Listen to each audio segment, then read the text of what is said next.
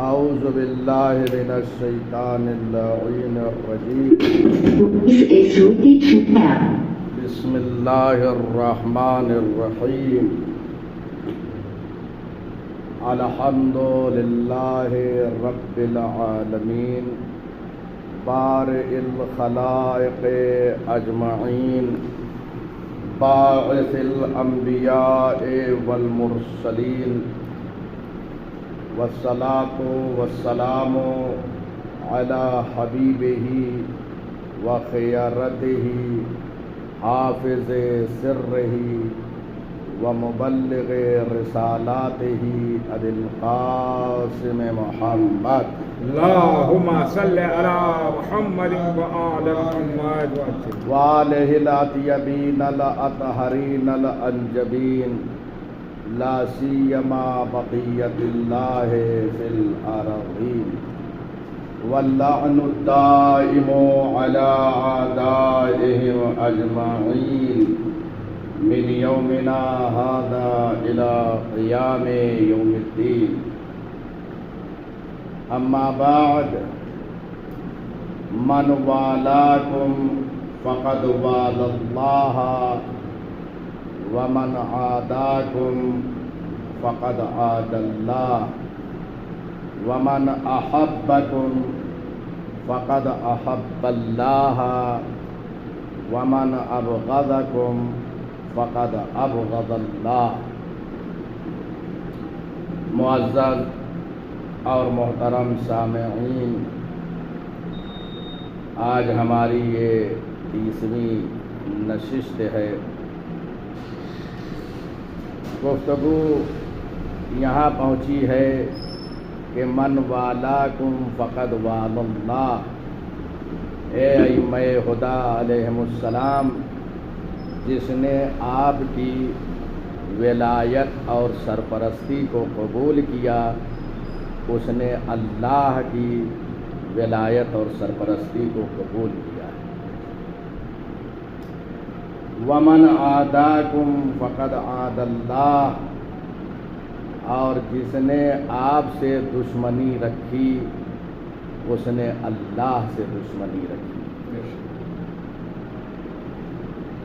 من والاکم، والاکم یہ ولایت اور سرپرستی کے معنی میں ہے۔ جس نے ائمہ ہدی علیہم السلام کی ولایت کو قبول کیا اس نے اللہ کی ولایت کو قبول کیا ہے۔ کیوں؟ اس لیے کہ ان کی ولایت اللہ کی ولایت ہے۔ اس سے قبل ایک حدیث مبارک آپ حضرات کی خدمت عالیہ میں پیش کیا تھا، ولایتنا ولایت اللہ، ہماری ولایت اللہ کی ولایت ہے۔ التی لم یبعث نبیا قط الا بہا، اور اللہ نے کسی نبی کو مبعوث نہیں کیا مگر ان کی ولایت کے ذریعے۔ یعنی جتنے انبیاء کرام گزرے ہیں سب نے ائمہ ہدی علیہ السلام کی ولایت کو قبول کیا ہے۔ بغیر ولایت کو کسی کو نبوت نہیں ملی۔ یہاں صاف اس حدیث مبارک میں معصوم نے ارشاد فرمایا، ولایتنا ولایت اللہ، ہماری ولایت اللہ کی ولایت ہے۔ اسی لیے امام نے یہاں پر زیارت کے اس فقرے میں ارشاد فرمایا، من والاکم فقد والا اللہ، اے ائمہ خدا علیہم السلام، جس نے آپ کی ولایت کو قبول کیا اس نے اللہ کی ولایت کو قبول کیا۔ اللہ کی ولایت ذاتی ہے اور آل محمد کی جو ولایت ہے وہ عطائی پروردگار نے عطا کیا ہے، اور چنانچہ وہ آئے ولایت موجود ہے جس میں 3 ولایتوں کا ذکر ہے۔ انما ولیکم اللہ ورسولہ والذین آمنوا الذین یقیمون الصلاۃ ویؤتون الزکاۃ وہم راکعون۔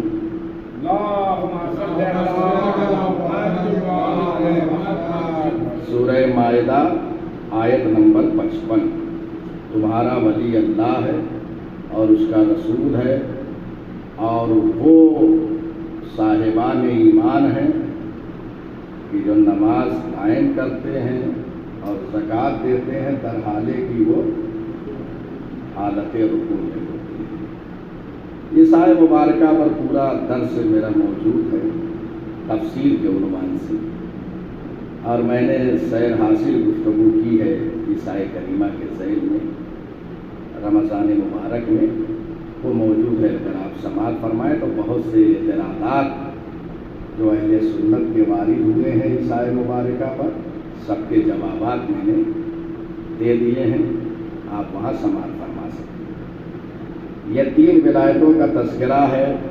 بس ایک اشارہ کر دوں کہ انما جو ہے وہ حصر کے لیے آتا ہے، اور حصر وہاں پر آتا ہے جہاں پر کوئی چیز محصور کرنا ہو، کہ بس ولایت انہی 3 لوگوں میں محصور ہے اور ان کے علاوہ کوئی ولی نہیں۔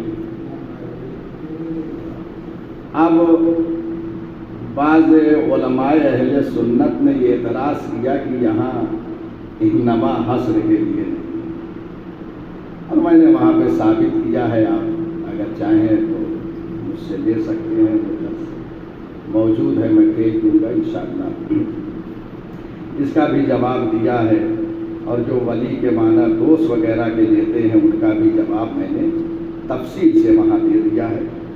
تو یہاں 3 ولایت کا ذکر ہے۔ اللہ کی ولایت وہ ذاتی ہے، اللہ نے رسول کو اور امیر المومنین کو ولایت عطا کی، یہ ولایت وہاں سے عطا کی۔ اسی لیے معصوم نے یہ فرمایا ولایتنا ولایت اللہ، ہماری ولایت اللہ کی ولایت۔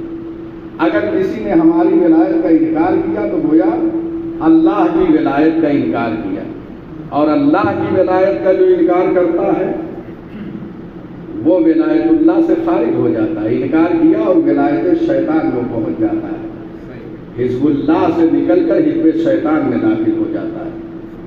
جو اللہ کی ولایت کو قبول نہیں کرتا پھر شیطان ان کا ولی ہوتا ہے، ان کا حاکم اور سرپرست ہوتا ہے۔ اس کے بعد ہے ومن عاداکم، بہت دقیق میں یہاں پہ ترجمہ کر رہا ہوں، ومن والاکم فقد والا اللہ، کیونکہ اردو میں بڑی گنجائش نہیں ہوتی ہے کہ اس کا ترجمہ جو ہے، کیونکہ دیکھیے اس کے بعد ایک فقرہ آ رہا ہے، عادہ کے معنی ہے دشمن کے ترجمہ کیا جاتا ہے، اور اس کے بعد پھر ایک فقرہ آ رہا ہے آگے ومن ابغضکم،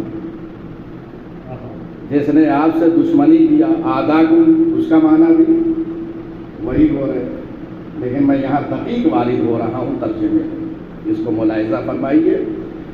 من وعداکم، جس نے آپ کی ولایت کو تسلیم کیا اس نے اللہ کی ولایت کو تسلیم کیا۔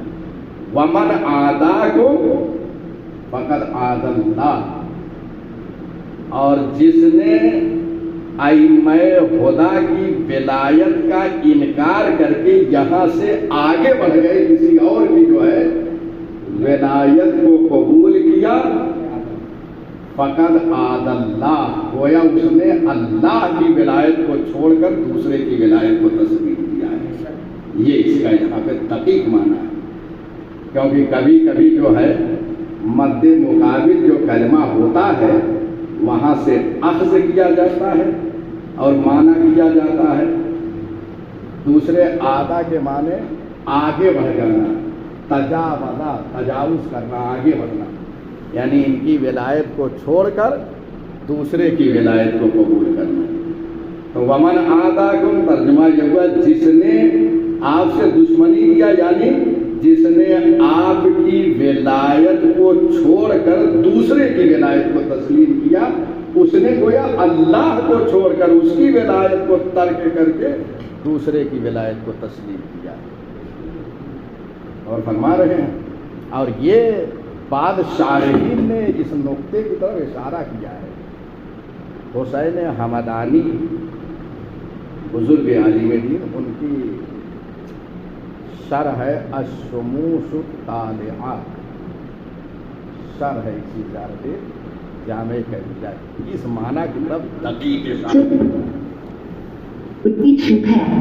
وَمَنْ أَحَبَّكُمْ فَقَدْ أَحَبَّ اللَّهَ، جس نے آپ سے محبت کیا اس نے اللہ سے محبت کیا، یعنی اللہ نے ولایت و محبت کا محور ائمہ ہدی علیہ السلام کو قرار دیا۔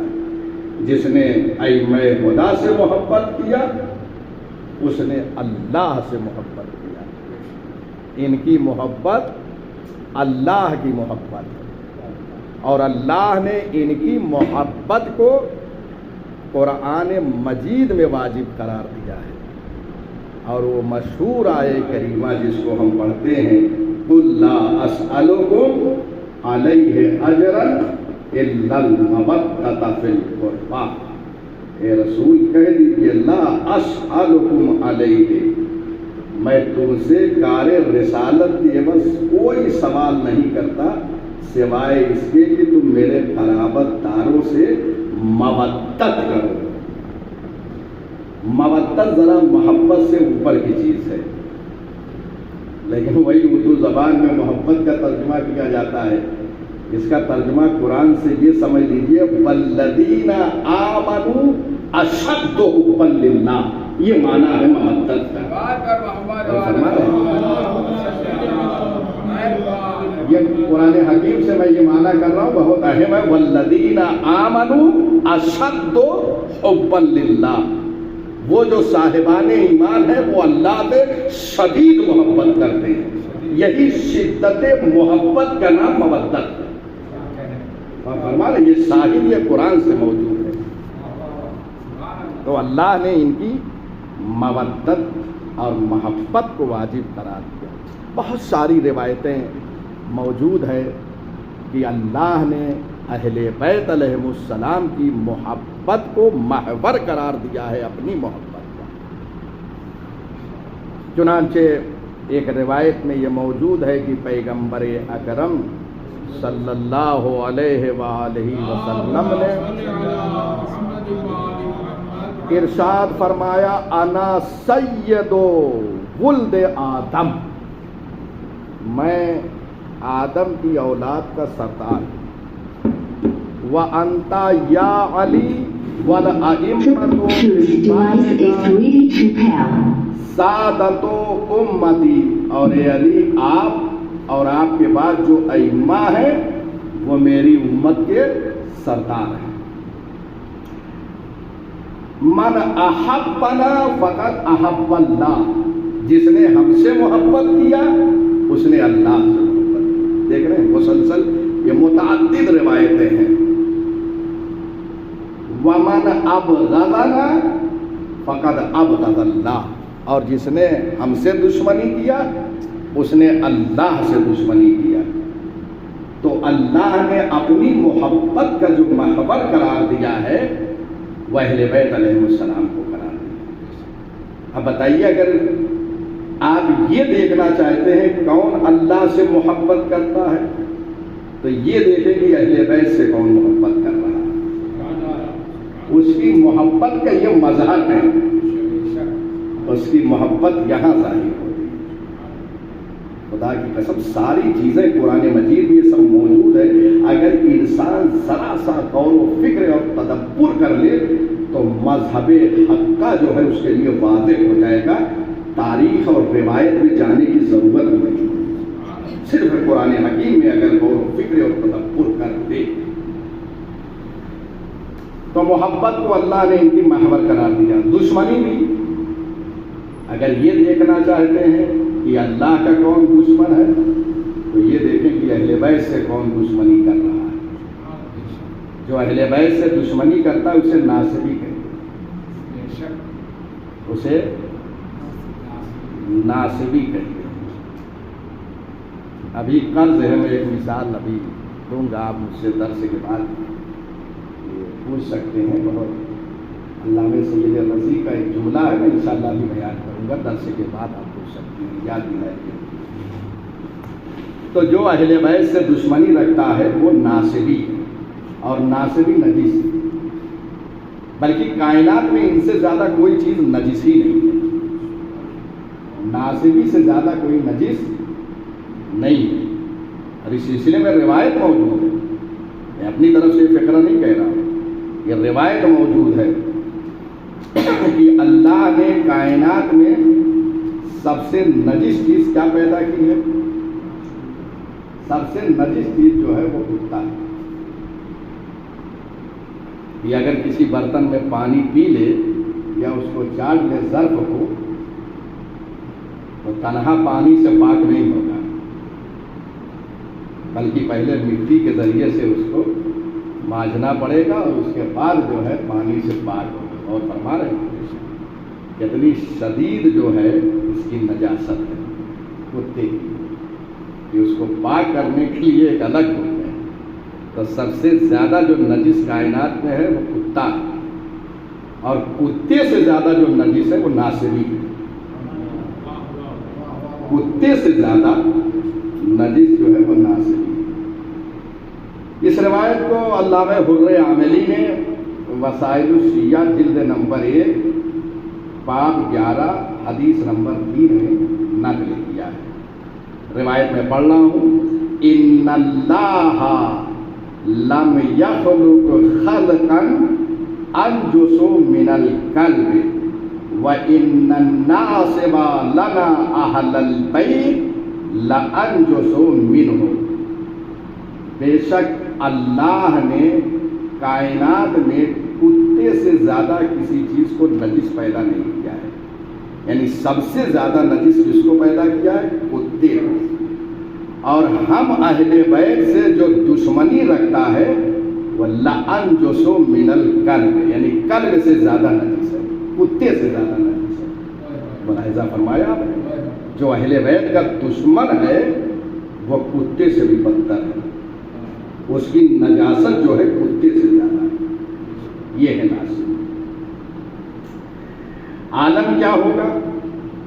روایتیں بھری پڑی ہیں کہ جو اہل بیت سے دشمنی رکھتا ہے کتے سے زیادہ نجس، اور وہ یہودی نصرانی اور منافق ہوتا ہے، مسلمان نہیں ہوتا۔ ناصبی وہ یہودی سے تشبیہ کی گئی ہے، نصرانی سے، اور منافق کہا گیا ہے۔ اور وہ مشہور روایت جو من مات علی حب آل محمد مات شہیدہ پڑھتے ہیں ہم، مسلسل کئی روایتیں ہیں ایک کے بعد ایک، اس کے بعد اسی محبت کے ذیل میں کچھ یہ بھی روایتیں آئی ہیں کہ الا ومن مات علی بغض آل محمد جاء یوم القیامت مکتوبا بین عینیہ آیس من رحمت اللہ۔ جو آل محمد سے دشمنی کرتا ہے جب وہ محشر میں آئے گا تو اس کے دونوں آنکھوں کے درمیان لکھا ہوگا کہ یہ وہ شخص آ رہا ہے کہ جو اللہ کی رحمت سے دور ہے، مایوس ہے اللہ کی رحمت سے۔ یہ اس کی پیشانی پہ لکھا ہوگا دونوں آنکھوں کے درمیان میں۔ یہ ہے جو بغض آل محمد پر جائے گا، آل محمد کی دشمنی میں اس دنیا سے جائے گا۔ یہ روایت جامع الاخبار میں موجود ہے، جلد نمبر 1 صفحہ نمبر 165۔ بحار الانوار میں مجلسی نے بھی اس روایت کو نقل کیا ہے، جلد نمبر 24 صفحہ نمبر 233 میں یہ روایت موجود ہے۔ تو آپ نے ملاحظہ فرمایا کہ ناصبی کیا ہوتا ہے؟ جب یہ مرے گا تو یہ عبارت لکھی ہوگی کہ یہ مایوس ہے اللہ کی رحمت سے، اور وہ جب مرتا ہے تو کافر مرتا ہے، قیامت میں اس عالم میں آئے گا محشر میں، اور جب دنیا سے مر کے جاتا ہے تو کافر مرتا ہے، مسلمان نہیں مرتا ہے، کیونکہ آل محمد سے جو دشمنی کرتا ہے وہ مسلمان نہیں ہوتا ہے، کافر ہوتا ہے۔ روایت موجود ہے، من مات علی بغض آل محمد مات کافرا، کافر دنیا سے گیا، محشر میں آئے گا تو اللہ کی رحمت سے مایوس ہوگا۔ اس کے بعد روایت ہے الا من مات علی بغض آل محمد لم یشم رائحۃ الجنہ، لیکن نجاست سب سے زیادہ نجس، مرا تو کافر کی موت مرا، محشر میں آیا تو مایوس ہے رحمت الہی سے، اور مرا محشر میں آیا۔ اب مسئلہ جنت و جہنم کا، کہتے ہیں کہ جو بغض آل محمد پہ چاہتا ہے وہ جنت کی خوشبو بھی نہیں سون سکتا۔ دیکھ رہے ہیں، اب ایک جملہ یہاں پہ میں کہہ کہ جو دشمنی صرف کرے، دشمنی کرے اس کا یاد ہے، اگر کوئی دشمنی سے بڑھ کر مقام عمل میں اظہار دشمنی کرنے لگے، ایک دشمن ہے اہل بیت کا وہ ناصری ہے، لیکن اگر دشمن ہو کر آگے بڑھ کر میدان جنگ میں بھی آ جائے ان کے مقابل میں، تو اب ان کو کیا کہیں گے؟ کوئی دوستی میں لڑنے آتا ہے، آپ نے کہیں سنا ہے؟ جیسے اگر دوست بھی ہے لیکن جیسے ہی تلوار لے کر لڑنے آ گیا تو اس کا مطلب ہے کہ دوستی کیا ہو گئی؟ دشمنی میں بدل گئی۔ اور فرما رہے اب کیا کہیں گے جو ائمہ خدا کے مقابل میں آئے ان کو کیا نام دیں گے؟ اور فرما رہے ہیں یہ دشمنی سے آگے کا مرحلہ ہے۔ بہرحال متعدد روایتیں موجود ہیں۔ اس کے بعد کا فقرہ ہے وَمَنِ اعْتَصَمَ بِكُمْ فَقَدِ اعْتَصَمَ بِاللَّهِ، اے ائمہ خدا علیہ السلام جو آپ سے متمسک ہو گیا وہ اللہ سے متمسک ہو گیا، جو آپ سے وابستہ ہو گیا وہ اللہ سے وابستہ ہو گیا۔ دیکھ رہے مسلسل اہل بیت علیہ السلام کو محور قرار دیا جا رہا ہے، ان کی محبت اللہ کی محبت، ان کی ولایت اللہ کی ولایت، ان سے دشمنی اللہ سے دشمنی، ان سے وابستگی، اور فرما رہی یہ سب فکر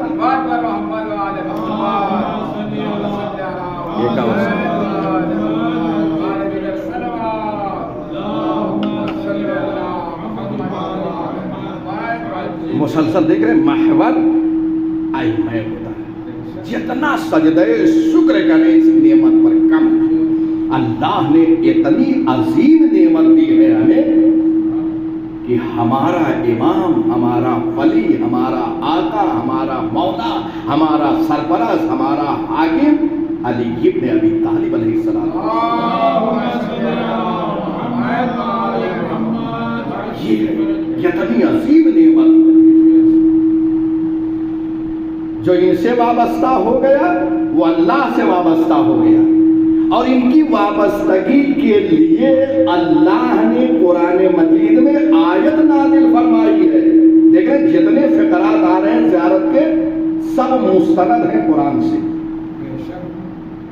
امام نے جو یہ زیارت جامع کبیرہ کو تعلیم دیا ہے سارے فقرات مستند ہیں قرآن سے، ان سے جو وابستہ ہو گیا قرآن میں آیت ہے وَاعْتَصِمُوا بِحَبْلِ اللَّهِ جَمِيعًا وَلَا تَفَرَّقُوا، اللہ کی رسی کو مضبوطی سے تھام لو اور آپس میں تفرقہ نہ ڈالو۔ سورہ آل عمران آیت نمبر 103۔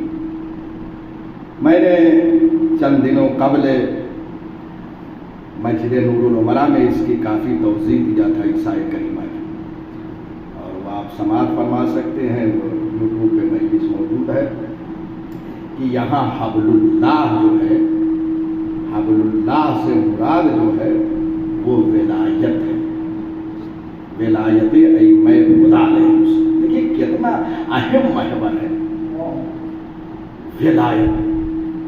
اسی لیے میں ایک جملہ کہتا ہوں، آپ کسی خطیب کو موضوع دے کر ولایت کے موضوع سے ہٹایا نہ کریں.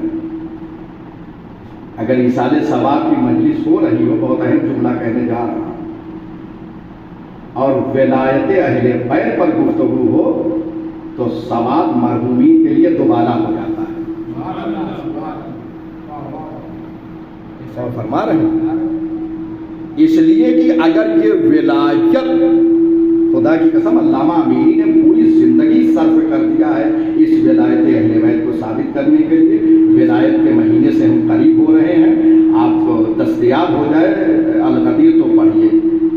ابھی چند دن قبل ایران سے میرے استاد نے یہ بات کہی ہے کہ ولایت امیر المومنین پر یہ مقالہ لکھی ہے اس وقت جو ہم نزدیک ہو رہے ہیں امیر المومنین، اور یہ ثابت کر یہ حدیث تواتر میں سے ہے نا. اور یہ حدیث تواتر وہ حدیث تواتر ہے کہ اس سے پڑھ کر آپ کسی حدیث کو تواتر نہیں پائیں گے. 110 صحابہ کرام نے حدیث غدیر کو نقل کیا ہے. میں انشاءاللہ کسی موقع پہ فرصت میں ہر صدی میں کتنے راویوں نے اس جماعت سے نقل کیا ہے، میرے استاد نے کہا کہ اس پہ پورا ایک مقالہ ہونا چاہیے. انشاءاللہ میں کوشش کروں گا کہ غدیر سے پہلے اس کو مکمل کر لے جاؤں، اس لیے کہ بہرحال اس وقت کافی میری مصروفیت ہے، میں کئی چیزوں پہ اس وقت بیک وقت کام کر رہا ہوں، وقت اجازت نہیں دے رہا ہے، لیکن یہ پوری زندگی وقف ہے امیر المومنین کے لیے. علامہ امینی کا بار بار مجھے ایک فقرہ یاد آتا ہے کہ اگر نہ ہوتی اللہ کی طرف سے یہ ذمہ داری کہ میں ولایت امیر المومنین سے دفاع کروں، پوری زندگی صرف کر دیا ولایت امیر المومنین سے دفاع کر دیا. کہ اگر یہ ذمہ داری نہ ہوتی کہ دشمنوں نے امیر المومنین کی ولایت کو تحت الشعور قرار دے دیا تو پوری زندگی مجھے ثابت کرنے میں لگ گئی. اگر نہ ہوتی یہ ذمہ داری کہ میں ولایت اہل بیت سے دفاع کروں تو میں پوری زندگی پوری لائف جو ہے امیر المومنین کے قبر مطہر کے پاس بیٹھ کر ان کی مظلومیت پر گریہ کرنے میں سخت کر دیتا. میں ان کے کبھی کبھی جملات پڑھتا ہوں، تنہائی میں روتا ہوں، تنہائی میں روتا ہوں، کیونکہ امیر المومنین کائنات کا بہت مظلوم انسان ہے. دنیا نے پورا خاندان شہید کر دیا ہے. 29 تاریخ یہ حضرت ابو طالب کی ولادت کی تاریخ، پورا خون ابو طالب کا بہا ہے تاریخ میں. پورے کربلا کے واقعے کو دیکھ لیجئے، کربلا کیوں واقع ہوئی؟ اسی امیر المومنین کی ولایت کی بنیاد پر. حضرت زہرا سلام اللہ علیہا کی شہادت کیوں واقع ہوئی؟ ولایت امیر المومنین سے دفاع کرنے. حسن مجتبیٰ میں تیر بارانی کیوں ہوئی؟ اسی ولایت کی وجہ سے، ولایت سے دفاع کیا. اس راہ میں ائمہ ہدی علیہم السلام نے اپنی جان کا نذرانہ پیش کیا ہے. لہذا ہماری ذمہ داری ہے کہ اس راہ میں چلتے ہوئے اگر دفاع امیر المومنین سے ہمیں موت آ جائے، ہمیں جو ہے شہید کر دیا جائے، تو اس سے بہتر کوئی چیز نہ ہو. اور اللہ سے یہی دعا بھی کرتے ہیں کہ میرے معبود کائنات کے مظلوم ترین انسان امیر المومنین ہیں، ان کی ولایت سے دفاع کرنے میں ہمیں ترجیح شہادت نصیب. بہرحال اللہ نے حکم دیا ہے وَاعْتَصِمُوا بِحَبْلِ اللَّهِ، اللہ کی رسی کو مضبوطی سے تھام لو اور آپس میں تفرقہ نہ ڈالو. تو یہ حبل اللہ جو ہے ولایت امیر المومنین ہے، ولایت ائمہ خدا علیہ السلام ہے. تفسیر میں جو روایی تفسیر ہے، تفسیر اہل بیت علیہ السلام ہے، اس میں جو ہے عیسائی کریمہ کے ذہن میں یہی ولایت جو ہے مراد لیا گیا ہے، حبل اللہ. یہ حبل اللہ ولایت. اس کے بعد ہے انتم الصراط الاقوم. یہ فقرہ ہے کہ انتم الصراط الاقوم، اے ائمہ ہدی علیہم السلام آپ سیدھا راستہ ہیں. اور فرما رہے ہیں یہ سیدھا راستہ ہے، اللہ کی طرف جانے کا یہ سیدھا راستہ ہے. اگر کوئی اللہ تک پہنچنا چاہتا ہے تو وسیلہ ہی ہے. انتم الصراط الاقوم. اور ہم نماز میں کم سے کم 10 دفعہ دن بھر میں اہدنا الصراط المستقیم پڑھتے ہیں. 17 رکعت نماز میں کم سے کم 10 مرتبہ انسان جو ہے سورہ حمد پڑھ رہا. اگر تسبیحات کی جگہ حمد پڑھے ہوئے ایک الگ مسئلہ ہے، لیکن یہ 10 مرتبہ سورہ حمد کو پڑھتا ہے. 10 مرتبہ کیا کہتا ہے؟ اہدنا الصراط المستقیم، اے اللہ ہم کو سیدھے راستے پر باقی رکھ. اب یہ صراط مستقیم ہے کیا؟ خوب غور کیجیے، بہت اہم مسئلے کو میں پیش کرنے جا رہا ہوں، اور سمجھیے نماز کیا ہے اور اہل بیت علیہ السلام کیا ہے. یہ جو تقابل کرتے ہیں اصلاً اسلام کو سمجھے نہیں. آج میں ایک اہم مطلب کی طرف اشارہ کر رہا ہوں کہ اہدنا الصراط المستقیم، یہ صراط مستقیم ہے کیا؟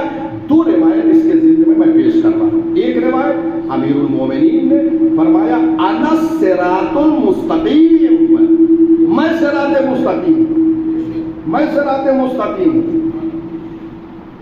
یہ روایت بحار الانوار میں موجود ہے. اور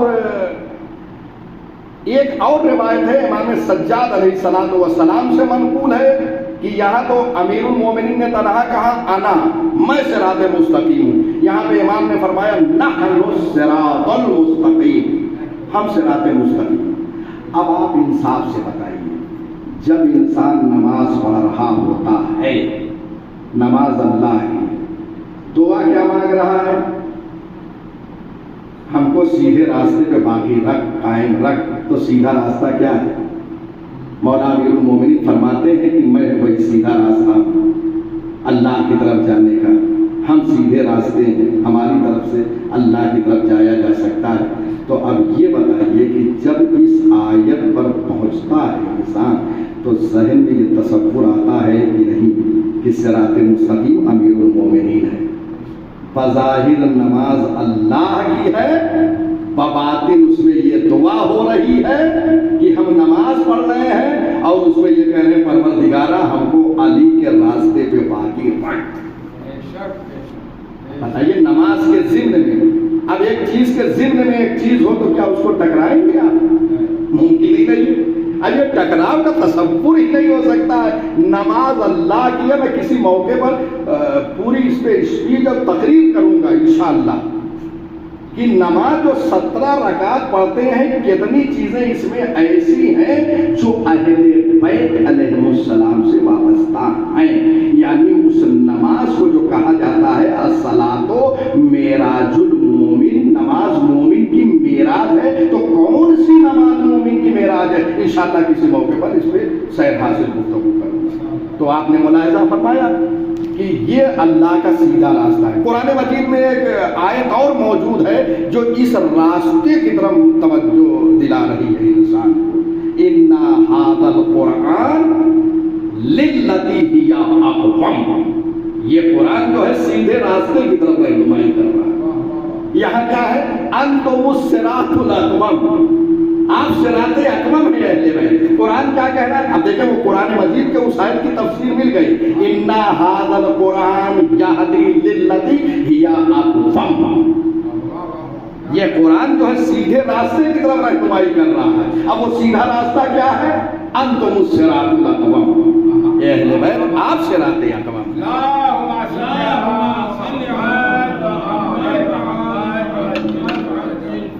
آپ صراط اقوم ہیں.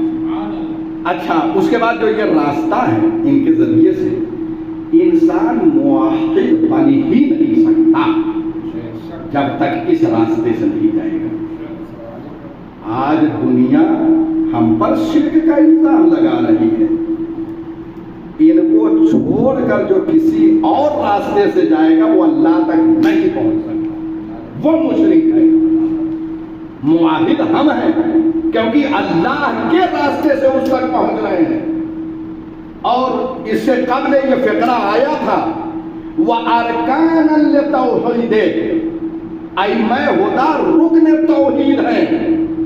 رکن توحید، رکنے کا مطلب کیا ہے؟ ستون۔ اگر ستون نہ ہو تو عمارت نہیں رہ سکتی، یعنی آپ معاہد بن نہیں سکتے جب تک کہ ان کے ذریعے سے نہ توحید لیں۔ اور فرما رہے ہیں وَأَرْكَانًا لِتَوْحِيدِ، اس سے قبل جو ہے اس کی تفسیر اور تشریح گزر چکی ہے۔ اہل بیت علیہ السلام جو ہے وہ رکن ہے توحید پروردگار کے۔ اور فرما رہے ہیں یہ ساری وَشُهَدَاءُ دَارِ الْفَنَا، اہل بیت علیہ السلام شہداء ہے دار فنا۔ اس دنیا کو دار فنا کہا جاتا ہے، فانی ہے یہ دنیا، فنا ہونے والا یہ گھر ہے، یہ دنیا باقی رہنے والی نہیں ہے۔ اہل بیت علیہ السلام گواہ ہیں۔ میں نے کئی دفعہ یہ جملہ کہا ہے اور بڑا اہم جملہ ہے کہ یہاں پر اہل بیت علیہ السلام تحمل شہادت فرما رہے ہیں، محشر میں ادائے شہادت فرمائیں گے۔ اس سے پہلے ایسے جملے آ چکے ہیں، وہ مکمل تشریح کر چکا ہوں، بس دو مطلب کی طرف اشارہ کروں گا اور تمام کروں گا اس گفتگو کو۔ وَالشُّهَدَاءُ دَارِ الْفَنَا، اس سے قبل یہ فقرہ گزر چکا ہے اور میں نے تشریح کر دیا تھا وَالشُّهَدَاءُ عَلَى خَلْقِهِ، ائمہ ہدی علیہ السلام اللہ کی مخلوق پر گواہ ہیں۔ اچھا آپ یہ بتائیے گواہی کب تسلیم کی جاتی ہے؟ بہت اہم نقطے کی طرف اشارہ کرنے جا رہا ہوں، یہ سب فقرات آپ کو شرحوں میں ممکن ہے نہ ملیں۔ شہادت کب قبول کی جاتی ہے؟ آپ شاہد ہوں، ایک واقعہ ہوا، چورستے پر ایک ایکسیڈنٹ ہوا، اگر محکمہ قضا میں شہادت دینا ہو تو شہادت کون دے گا؟ جو وہاں پر موجود رہا ہے، اس کے علاوہ یہی تو راستہ ہے شہادت۔ اہل بیت علیہ السلام کیا ہیں؟ شہداء دار الفنا، پوری دنیا کے جو ہے وہ گواہ ہیں۔ دنیا کتنی بڑی ہے، کتنے لوگ زندگی کر رہے ہیں، جب تک سب کے واقعات ان کی نگاہوں کے سامنے نہ ہو شہادت ممکن نہیں ہے۔ اب سمجھ میں آیا، پوری دنیا جو اہل بیت کے سامنے ہے کہ یہ فرد کو دیکھ رہے ہیں، اگر یہی پڑھ لے تو کافی ہے کہ اہل بیت ہر شے کا علم رکھتے ہیں اور پوری کائنات ان کے حضور میں حاضر ہے۔ جب تک انسان نہ دیکھے گواہ نہیں ہو سکتا۔ لہذا یہ شہداء دار الفنا کا یہ اہم معنی ہے کہ اسی فقرے سے یہ بات اخذ ہوتی ہے کہ یہ جو گواہ ہیں اس کا مطلب یہ ہے کہ ہر ایک چیز کو دیکھ رہے ہیں اور کائنات پہ ہر ایک پر گواہی دیں گے۔ جب گواہی دیں گے اس کا مطلب ہر ایک کے قضیے اور واقعے کو دیکھ رہے ہیں، حتیٰ کہ دل میں جو خطور ہوتا ہے انسان پہ اس کو پڑھ رہے ہوتے ہیں۔ انشاءاللہ کسی موقع پر علم امام معصوم پر گفتگو ہوگی، ایک الگ موضوع ہے۔ تو ایک معنی یہ ہے کہ یہ گواہ ہے تمام مخلوق پروردگار پر دار فنا کے، اور دوسرا معنی ہے کہ ائمہ ہدی علیہ السلام اس دار فنا میں شہید کیے گئے ہیں، ان کو شہادت ملی۔ شہید کا ایک معنی گواہ کے، دوسرے اس دار فنا کے وہ شہید ہے۔ ما منا الا مقتول او مسموم، مجلسی نے بہار میں روایت کو نقل کیا ہے، ہم اہل بیت کو یا قتل کیا گیا ہے یا زہر دیا گیا ہے۔ ما منا الا مقتول و مسموم، یہ سب دار فنا کے شہید ہیں۔ یہ دو معنی جو ہے اس کے، ایک تو گواہ ہے، دوسرے شہید راہ خدا ہے، اس دار فنا میں شہید کیے گئے۔ والشفعاء دار البقا، اللہ قربان جاؤں ان فقرات پر جو معصوم کے ترن اقدس سے نکلے ہیں۔ شہداء دار الفنا والشفعاء دار البقا، یہ دار فنا ہے، وہ دار بقا ہے۔ یہاں گواہ ہے، وہاں شفیع ہے۔ اور ہمارے یہ سب عقائد اہل بیت علیہ علوم آل محمد کو ائمہ ہدیٰ نے زیارات میں سمیٹ دیے ہیں۔ اگر ساری چیزوں کو ہمارے درمیان سے ہٹا دیا جائے، صرف زیارات معصومین موجود ہو، پورا اسلام ہمارے ہاتھ میں ہے۔ اگر صرف زیارات معصوم ہمارے ہاتھ، یہ سب عقائد والشفعاء دار البقاء، دار بقا آخرت کے شفیع ہیں، یہ بھی ایک اہم مسئلہ ہے۔ دار بقا کے شفیع وہاں شفاعت فرمائیں گے۔ اب شفاعت کس کی؟ ایک ایک جملے پہ جو ہے آپ غور و فکر کریے اور ساری باتیں واضح ہو جائیں گی۔ بہت سے لوگ بہت مسائل کو نہیں سمجھ پاتے ہیں، وہ بیچارے لا علمی کم علمی، اور بات تو آمدن جو ہے وہ سب کو اپنے ساتھ لے کر سب نہیں۔ جب ولایت میں ہم تنہا ہو گئے تو ہمارے ساتھ وہی آ سکتا ہے جو ولایت قبول کر کے آ جائے، وَإِلَّا ہم پیچھے جانے والے نہیں ہیں۔ آپ کو وہ مبارک ہو، ان کو لے کے چلیے۔ ہم احترام سب کا کرتے ہیں، ہم کسی سے اختلاف نہیں کرتے، لیکن مذہب کے معاملے میں ہم ولایت اہل بیت پر چلتے ہوئے جنہیں آنا ہو ہمارے ساتھ ہو، ہم پیچھے نہیں جائیں گے۔ اس لیے پیغمبر نے بھی روح کے پیچھے والوں کا انتظار ہی کیا تھا۔ تو شفاعت دار البقاء یہ بھی ایک مسئلہ بنا ہوا ہے۔ شفاعت اللہ کو حاصل ہے، اللہ شفیع ہے، اور جس کو اللہ اجازت دیتے ہیں۔ من ذا الذی یشفع عنده الا بإذنہ، کون ہے وہ شفاعت کرنے والا؟ من ذا الذی یشفع عنده، جو اس کے پاس شفاعت کرائے گا اس کی اجازت سے۔ وہ کون ہے؟ ائمہ ہدیٰ علیہ السلام، ان کو اجازت ہے کہ وہ ہمارے شفیع ہوں گے۔ اب بتائیے شفاعت کے بعد کوئی شیعہ اہل بیت علیہ السلام ایسا ہے کہ جو رہ جائے؟ اتنی بڑی ولایت کو قبول کرنے کے بعد، ہاں یہ اور بات ہے کہ اعمال کی دنیا سے آپ اپنے درجات کو جنت میں بلند کریں۔ اس لیے ایک فقرے کی طرف اشارہ کر دوں میں، بہت اہم۔ آپ ام المقدسہ تشریف لے گئے ہوں گے، وہاں زیارت حضرت معصومہ سلام اللہ علیہا میں ایک فقرہ ہے، یا فاطمہ تو اشفعی لی فی الجنہ۔ وہ فقرہ زیارت میں حضرت معصومہ کے موجود ہے۔ اے بی بی معصومہ، آپ ہماری شفاعت کریں جنت میں۔ ادبیات میں گرامر میں فی ظرف کے لیے آتا ہے، ظرف کے لیے آتا ہے، اور فرمایا آپ نے یعنی جنت میں شفاعت۔ اس کا دو معنی علماء نے کیا، یعنی ایک تو جنت کے لیے شفاعت کریں ہمارے لیے کہ ہم داخل بہشت ہو جائے، اور ایک دفعہ جنت میں شفاعت کریں، یعنی جب جنت میں شفاعت ہوگی تو درجے بلند ہوں گے۔ اس لیے یہ فی الجنہ، یہ سب بہت اہم فقرات ہیں۔ بہرحال اب آئیے تین چیزیں شیعوں کے خاصہ میں سے ہے، اگر اس کا کوئی انکار کرے تو وہ شیعہ نہیں ہے۔ روایت میں شفاعت کا کوئی انکار کر دے تو شیعہ نہیں۔ تین چیزوں کو معصوم نے روایت میں بیان کیا، میں پڑھ رہا ہوں روایت کو۔ من انکر ثلاثۃ اشیاء فلیس من شیعتنا، جو شخص تین چیزوں کا انکار کرے وہ ہمارا شیعہ نہیں ہے۔ ایک علم علاج، معراج پیغمبر کا جو انکار کرے وہ شیعہ نہیں ہے۔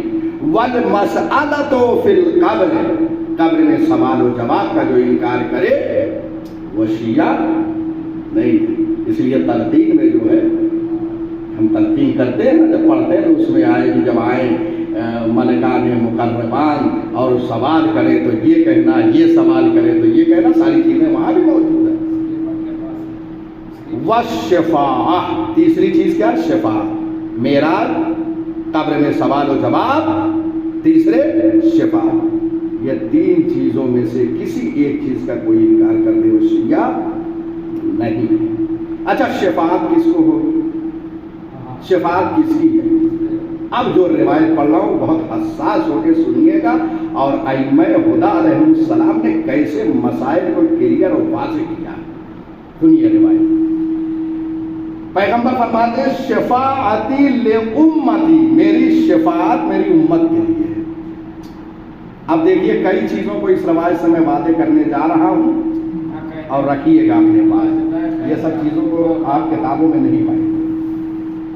میری شفاعت میری امت کے لیے ہے۔ امت میں کون ہے؟ اب یہ واضح ہو جائے گا۔ پیغمبر کو فرماتے ہیں من احب اہل بیتی، میری شفاعت میری امت کے لیے ہوگی من احب اہل بیتی، جو اہل بیت سے میرے اہل بیت سے محبت کرے۔ تو امت کون ہوئی؟ امت پیغمبر کون ہے؟ واضح ہو گیا یہ مسئلہ۔ امت پیغمبر محبان، اب ہو سکتا ہے کہ محبان اہل بیت میں ان کو بھی بہت سے شامل کر لیتے ہیں، یہ بھی بڑے خوش عقیدہ ہیں، ان کو پتہ نہیں کیا عقیدہ نظر آیا۔ خوش عقیدہ وہ ہوتا ہے جو ولایت کو قبول کرتا ہے۔ اب سنیے یہ روایت میں پیغمبر فرما رہے ہیں میری امت میں جو شفاعت جس کی میں کروں گا وہ ہے کہ جو میرے اہل بیت سے دوستی اور محبت کرتے ہوں گے۔ اب محبت میں دائرہ لوگ وسیع بھی کر سکتے ہیں۔ پیغمبر نے کیا فرمایا؟ وہ کون ہوں گے؟ وَهُمْ شِيَّعَتِي، محب اہل بیت تو ہو سکتا ہے دائرہ وسیع کر دیا جائے۔ پیغمبر نے فرما دیا کون ہوں گے؟ محب اہل بیت میں جن کی شفاعت ہوگی وَهُمْ شِيَّعَتِي، وہ میرے شیعہ ہوں گے۔ بس اگر غیر شیعہ کو یہ بھی محب اہل بیت یہ بھی محب اہل بیت، معاملے صاف ہو گیا۔ کاش کی ہمارے بہت سے علماء ایسے ہیں ان روایتوں سے دقت نہیں کرتے اور مسئلے کا حل جو ہے ان کے پاس موجود نہیں، دقیق واحد ہونا چاہیے روایتوں میں۔ تو آپ نے دیکھا، ملاحظہ فرمایا۔ اب میں سمجھ رہا ہوں آخری میں 2-3 فقرات اور والرحمت الموصولہ، ائمہ ہدی علیہم السلام اللہ کی رحمت ہے۔ ایک کے بعد دوسرے امام کا آنا یہ مسلسل رحمت ہے، جو رحمت قیامت سے ملی ہوئی ہے۔ امامت جو ہے وہ رحمت ہے، جو ایک کے بعد دیگر امام آ رہا ہے وہ صبح قیامت تک یہ پے در پے اللہ کی رحمت آ رہی ہے امامت کی شکل میں۔ اب جس کے پاس امامت ہے اس کے پاس اللہ کی رحمت ہے، اور فرمانا جس کے پاس امامت ہے اس کے پاس اللہ کی رحمت ہے۔ تو یہ قیامت سے ملی ہوئی رحمت ہے، ایک کے بعد دوسرے امام کا آنا۔ چنانچہ ایک فقرہ عرض کر دوں، رکھیے گا پرویز بھائی، یہ جملہ اہم میں پیش کرنے جا رہا ہوں۔ شرح تجرید میں علامہ خواجہ نصیر الدین طوسی کا ہے، اعتقاد کی بڑی دقیق کتاب ہے، بہت دقیق کتاب ہے، عام فہم نہیں ہے، اس کی تدریس کے لیے بھی ماہر اساتذہ کی ضرورت ہے۔ اس میں ایک فقرہ ہے وجودہ لطف وتصرفہ لطف آخر وعدمہ منا، امام کا وجود خود ایک لطف اور رحمت پروردگار ہے۔ دیکھ رہے ہیں کہاں سے میں اپنے کلام کے لیے شاہد لا رہا ہوں۔ انہوں نے فرمایا کہ وجود امام خود ایک لطف اور رحمت پروردگار ہے، اور امام کا وجود ہے کائنات میں رحمت ہے، وتصرفہ لطف آخر، اور کائنات میں امام کا تصرف کرنا یہ دوسرا لطف ہے۔ ایک لطف خود وجود امام ہے اور کائنات میں امام کا تصرف کرنا یہ دوسرا لطف ہے۔ وعدمہ منا، اور ان کی غیبت جو ہے وہ ہماری وجہ سے ہے۔ انشاءاللہ کسی اور موقع کے لیے اس جملے کی تشریح کروں گا کہ غیبت کیسے ہماری وجہ سے، اس کے لیے بھی ایک پورے جلسے کی ضرورت ہے۔ تو دیکھیے اب وجود امام رحمت اور لطف ہے، تصرف لطف ہے، ایک کے بعد دیگر امام کا آنا یہ لطف ہے، اور دوسرا معنی میں کر رہا ہوں، ایک کے بعد دوسرے امام کا آنا یہ لطف ہے، اور خود امام جو ہے واسطہ فیض ہوتا ہے اللہ اور مخلوق کے درمیان میں، اس کی رحمت کو لے کر بندوں تک پہنچاتا ہے، یہ واسطہ فیض ہے۔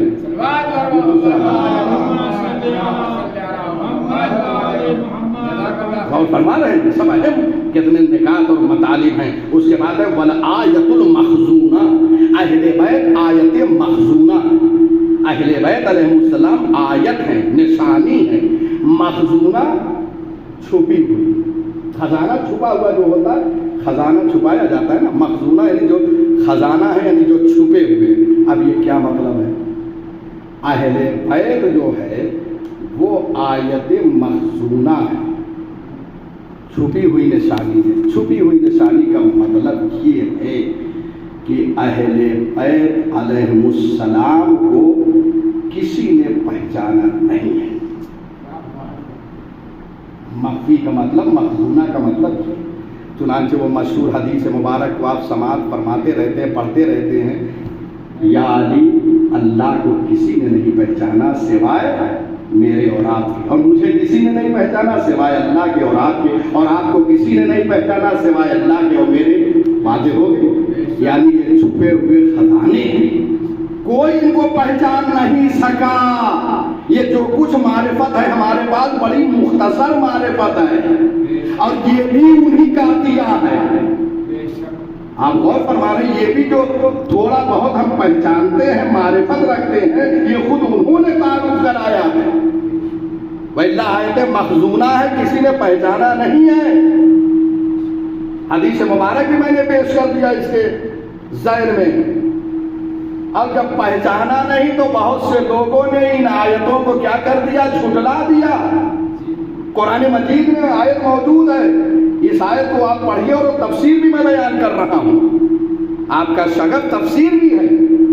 तफसीर अहले बैत में कज़्ज़बू बिआयातिना कुल्लिहा, उन लोगों ने हमारी तमाम निशानियों को झुठलाया है। हमारी तमाम निशानियां क्या है? यानी अल औसिया कुल्लुहुम, हमारे 12 वसी हैं, सबके सब जो है इनकी तरफ से झुठलाए गए हैं। ये तफसीर है इस आयत करीमा के ज़ैर में। अल्लामा शेख नजामुद्दाई ने अपनी किताब, अपनी तफसीर अहले बैत में जो है इसको जिक्र किया है। वल आयतुल मखजूना, रिवायतों में और वारिद हुआ है, वह आयतुल कुबरा, आयतुल कुबरा। इमाम अली, इमाम मासूम जो है वो अल्लाह की बहुत बड़ी निशानी है। ये रिवायत का एक फिक्रा सिर्फ मैं शाहिद के तौर पे लाया हूँ। ये अल्लामा शेख रजब अल-बुर्सी ने मसालिक व अनवारिल यकीन में लिखा है। इस रिवायत को आयतुल कुबरा आप देख सकते हैं, मसालिक व अनवारिल यकीन शेख रजब अल-बुर्सी की। उसके बाद बहुत सारे जो है इसके ज़िम्न में जो है रिवायतें मौजूद हैं कि अगर सारी रिवायतों को बयान किया जाए तो मुसलसल जो है एक कई जलसे इस पर हो जाएंगे, कई नशिस्तें हो जाएंगी। तो ये अल्लाह के खजाने हैं। एक माना ये है कि वल आयतुल मखजूना का एक माना ये है कि ये वो निशानी है जो छुपी हुई है, किसी ने पहचाना नहीं। दूसरी तफसीर और दूसरी तशरीह ये है कि अइम्माए हुदा अलैहिमुस्सलाम वो निशानी है जिनकी हिफाजत करना हर एक की जिम्मेदारी है। वल आयतुल मखजूना ये वो निशानी है, ये वो ऐसी निशानी छुपी हुई है कि हर फर्द बशर पर वाजिब है कि इनकी विलायत व इमामत से दिफा करें। एक माना ये भी बयान किया। और तीसरा माना जो है वलायतुल मखजूना, ये अल्लाह की छुपी हुई, और वो हदीस कुंतु कर्ज़न मखफिया और अफा ने नकल किया है, इसको आम तौर से नहीं जो है। देखिए वल आयतो अल मखजूना, आयत मखजूना है। वल अमानतुल महफूजा, आयत मखजूना है, अमानत महफूजा है। ये अल्लाह की अमानत है, निशानी भी है और अमानत है। अब दोनों फिक्रों को एक साथ लेके मैं माना कर रहा हूं। आयत है, अमानत है। जब ये आयत है, अमानत है, तो इस आयत जो अमानत है हर एक पर जिम्मेदारी है कि इनकी हिफाजत करे। ये वो निशानी है जो अमानत है हमारे दरमियान, और जो निशानी अमानत है उसकी हिफाजत करना हर एक की। दोनों को मिला के मैं माना कर रहा हूँ। वैसा तनहा आयतुल मखजूना का माना एक रिवायत के ज़हन में हो गया, लेकिन दोनों को जब मिला के माना करेंगे तो बिल्कुल वाज़ेह होगा। ये वो निशानी है जो हमारे दरमियान आयत है, نشانی ہے، لہذا اس کی حفاظت کرنا ہر ایک کی ذمہ داری ہے، اور اس حفاظت میں چاہے مال کو دینا پڑے یا اپنی قربانی کو دینا پڑے تو نہیں کرنا چاہیے۔ اس لیے زمانے غیبت کے بعد علماء کرام نے اس ولایت سے دفاع میں اپنی قربانیاں دی ہیں، اور آج تک جو شہادت شیعان اہل بیت علیہ السلام کی ہو رہی ہے وہ صرف ولایت اہل بیت علیہ السلام کی بنیاد پہ ہو رہی ہے۔ اور فرما رہے اور ہمارے بھی اہل بیت کے چاہنے والے اتنے محکم اور مستحکم ہیں کہ اس ولایت میں رہ کر اپنی جان کا نذرانہ پیش کر رہے ہیں، لیکن شیعہ قوم کا کوئی بچہ یہ نہیں کہتا کہ بابا اس مذہب پہ کیوں ہے۔ کہیں سنا اتنی قربانی پاکستان سے لے کر افغانستان، عراق، دیگر ممالک اسلامیہ میں شیعہ نے علی بن ابی طالب کی نسل کشی کی گئی، کہیں ایک بچے کا قول آیا؟ یعنی سب نے عہد کر لیا ہے اہل بیت عصمت و طہارت، آپ کی ولایت سے ہم حفاظت کریں گے، چاہے اسلام میں ہماری جان چلی جائے، مال چلا جائے، ہمارے بچے قربان ہو جائے، سب دینے کے لیے تیار۔ یہ ہے ولایت اہل بیت، اتنی اہم چیز ہے ولایت اہل بیت جس پر انسان قربان ہو رہا ہے۔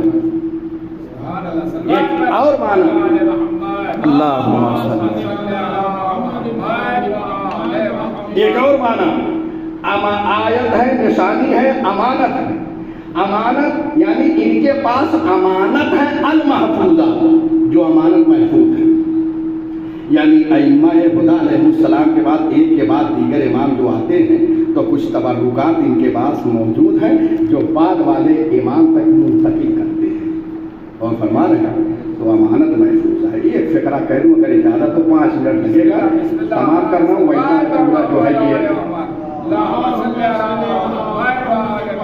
بس یہی فقرہ، کیونکہ یہ پھر مجھے اس پہ کافی زحمت کرنا پڑ جائے گی۔ والباب المبتلی بہ الناس، اہل بیت، یہ آخری فقرہ ہے، اہل بیت علیہ السلام وہ دروازہ ہیں کہ جس کے ذریعے سے لوگوں کا امتحان لیا جا رہا ہے، اور ہمارا باب ہے، دروازہ ہے کہ جس دروازے کے ذریعے سے امتحان لیا جا رہا ہے۔ انا مدینۃ العلم وادی بابھا، یہ دروازہ ہے جس دروازے کے ذریعے سے لوگوں کا امتحان لیا جا رہا ہے۔ کچھ وہ ہیں جو اپنے امتحان میں کامیاب ہیں، اس دروازے سے وابستہ ہیں، اور کچھ وہ ہیں جو ناکام ہو کر اس دروازے سے دور ہو گئے ہیں، ان کے لیے نجات نہیں ہے بلکہ ہلاکت۔ اب یہ ایسے ہی اہل بیت علیہ السلام دروازہ ہیں جیسے بنی اسرائیل میں باب حطہ، اکثر ماشاءاللہ باب حطہ، باب حطہ، حطہ کہتے ہیں مغفرت کو، گناہوں کو جھاڑ دینا، گناہوں کو، اصل حطہ کے معنی ہے لغوی کسی چیز کو اوپر سے نیچے اتارنا، کیونکہ گناہ بھی جو ہے اوپر سے نکال کر ختم کر دیا جاتا ہے، اس لیے کیا کہتے ہیں مغفرت کا معنی ہے حطہ۔ بنی اسرائیل جو ہے بیت المقدس، شہر بیت المقدس میں وارد ہونا چاہ رہے تھے۔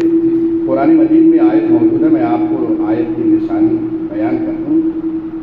سورہ اعراف آیت نمبر 161، آپ اس آیت کو دیکھیے۔ وَإِذَا قِيلَ لَهُمُ اسْكُنُوا هَٰذِهِ الْقَرْيَةَ، جب ان سے کہا گیا، کن سے؟ بنی اسرائیل سے۔ بنی اسرائیل کہتے ہیں حضرت یعقوب علیہ السلام کی اولاد، پوتے وغیرہ جو سب ان کی نسل ہے، ان کو بنی اسرائیل کہا جاتا ہے، کیونکہ جناب یعقوب کا ایک نام اسرائیل، لہٰذا ان کی اولاد کو بنی اسرائیل کہا جاتا ہے۔ تو بنی اسرائیل جو ہے ان سے کہا گیا، بہت طولانی ایک داستان ہے، میں مختصر جب یہ قرآن کی اسی آیت کو پڑھوں گا اور وہ تمام کروں گا، کہ جب ان سے کہا گیا کہ داخل ہو اس قریے میں، قریے سے مراد شہر بیت المقدس ہے، وَكُلُوا مِنْهَا، اور کھاؤ اس شہر سے جو چاہے، حیث شئتم، جو چاہے تم کھاؤ، وَقُولُوا حِطَّةٌ، اور کہو حطہ، وَادْخُلُوا الْبَابَ سُجَّدًا، اور دروازے میں داخل ہو جاؤ جھک کر۔ سجدن کے معنی سجدہ کے، لیکن جھک کر یہاں مفسرین نے مانا کہ جھک کر اس سے گزر جاؤ، اور جو جھک کر گزرے گا حتہ کہتے ہوئے یعنی مغفرت اللہ ہمیں معاف کر دے، یہ حتہ کہتے ہوئے جو چلا جائے گا تو ایک دروازہ تھا جو لکڑی کا بنا ہوا تھا، پروردگار نے کہا اس دروازے سے شہر بیت المقدس میں چلے جاؤ اور جھک کر جاؤ حتہ کہتے ہوئے، جو جھک کر اس دروازے سے حتہ کہتے ہوئے چلا جائے گا اس کی مغفرت ہو جائے گی۔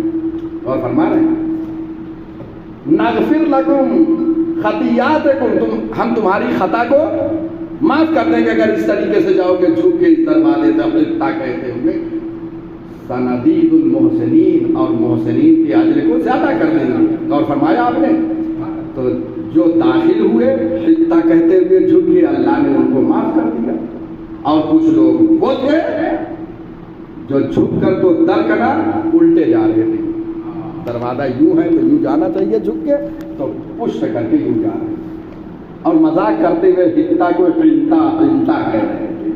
اور فرما رہے ہیں اس کا مطلب یہ ہے کہ اللہ کے دروازے میں جو کہہ کر داخل ہونا ہے لوگ اس کا بھی مذاق کرتے ہیں۔ دیکھ رہے ہیں ہنتا کا معنی گیہوں کے بجائے کہ ہنتا کہتے ہوئے الٹے داخل ہو گئے، ان لوگوں کو نجات نہیں ملی، نجات ان کو ملی جو اس دروازے سے جھک کر گئے ہنتا کہتے ہوئے۔ اب آئیے روایت پڑھ رہا ہوں، انما مثل اہل بیتی فیکم مثل باب حتہ فی بنی اسرائیل۔ اور فرما رہے ہیں پیغمبر اکرم نے فرمایا میرے اہل بیت کی مثال تم میں باب حتہ کی طرح ہے جو باب حتہ بنی اسرائیل میں ہے۔ بنی اسرائیل میں جو باب حتہ تھا میرے اہل بیت کی مثال ویسی ہی ہے جیسے وہاں باب حتہ سے جو حتہ کہتے ہوئے گزر گیا اس کی مغفرت ہو گئی، اور جو نہیں گزرا حتہ کہتے ہوئے اس کی جو ہے مغفرت نہیں ہوئی، اسے نجات نہیں ملی۔ اہل بیت کی مثال میں یہی اس باب حتہ جیسی ہے، جو جہاں آئے گا وابستہ ہوگا وہ نجات پائے گا، اور جو دور ہوگا وہ غرق ہو جائے گا، ہلاکی ہو جائے گا۔ تو یہ روایت جو ہے موجود ہے، انما مثل اہل بیتی فیکم مثل باب حتۃ فی بنی اسرائیل من دخل غفر اللہ، جو داخل ہوا باب حتہ میں وہ معاف کر دیا گیا، جو اہل بیت سے وابستہ ہوگا وہ بھی معاف کر دیا جائے گا۔ یہ روایت غیبت نعمانی میں موجود ہے، غیبت نعمانی کتاب موجود ہے، آپ کے درمیان موجود ہے، اردو میں بھی اس کا ترجمہ ہو چکا ہے، آپ پڑھ سکتے ہیں غیبت نعمانی صفحہ نمبر 44 نمبر پر یہ روایت موجود ہے، اور بہت ساری باتیں اس ضمن میں ہے باب حتہ کے۔ بہرحال گفتگو کو یہی تمام کر رہے ہیں، وآخر دعوانا ان الحمد للہ رب العالمین۔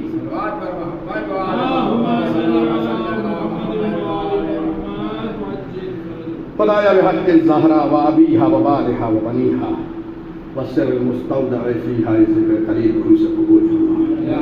پروردگارہ مزارات مقدسہ کی حفاظت فرما، شیعان حیدر کرار کی حفاظت فرما۔ یا اللہ ہمیں دنیا میں جب تک زندہ رکھنا، قرآن اور ولایت اہل بیت کے ساتھ زندہ رکھنا۔ پروردگارہ ہمارے جوانوں کو نیک اور صالح بنا۔ یا اللہ تجھے واسطہ ہے محمد والے محمد کی عظمت کا، جو بے روزگار ہوں کو رزق و روزی سے لگا دے، جو بسر روزگار ہوں کے رزق و روزی میں برکت عنایت فرما۔ اے اللہ دنیا میں بار بار زیارت حسین ابن علی نصیب فرما، آخرت میں شفاعت حسین ابن علی نصیب فرما۔ پروردگارہ تجھے واسطہ ہے محمد والے محمد کی عظمت کا، ہمیں جو بیمار ہیں شفاء کاملہ و عاجلہ عنایت فرما۔ اے اللہ ہماری اموات کو بخش دے، جنہیں بخش دیا ان کے درجات عالی فرما، انہیں جوار معصومین میں جگہ عنایت فرما۔ اے اللہ ہمارے ملک ہمارے وطن عزیز سے جو نوجوان بچے تحصیل علم کے لیے یا تلاش معاش کے لیے دوسرے شہروں میں سفر کیے ہوئے ہیں یا دوسرے ممالک تشریف لے گئے ہیں، خدایا ان کی جان و مال عزت و آبرو کی حفاظت فرما، انہیں ان کے مقاصد میں کامیابی و کامرانی عنایت فرما۔